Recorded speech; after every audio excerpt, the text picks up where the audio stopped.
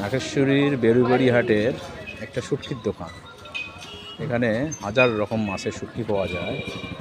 আগে শুটকি ছিল দেশীয় উৎস হতে, এখন লোকাল নদী নালা খাল বিলের পানির উৎস কমে যাওয়ায় শুটকি মূলত আমদানি করা হয় চট্টগ্রাম, পটুয়াখালী, নাটোর, সৈয়দপুর।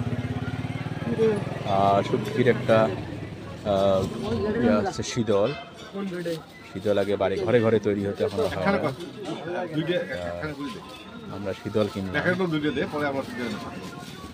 এখনকার বাচ্চারা অবশ্য চিকেন ফ্রাই আবল তাবল খাবার খায়। শীতলের স্বাদ তারা এখনো বুঝতে পারবে না যে কী জিনিস। আমরা শীতল চোখে পড়ার পরে আর লোভ সামলাতে পারলাম না, তাই আমরা শীতল নিলাম সজীব মিয়ার দোকান থেকে। বড় শুটকি করে বাবা, ওই শুটকিটা হাতে না দেখি একটু দেখি। ওটা কি মাছের শুটকি? ওটা এটা হলো এলং মাছ। কি নাম? ভারতের এলং। ভারত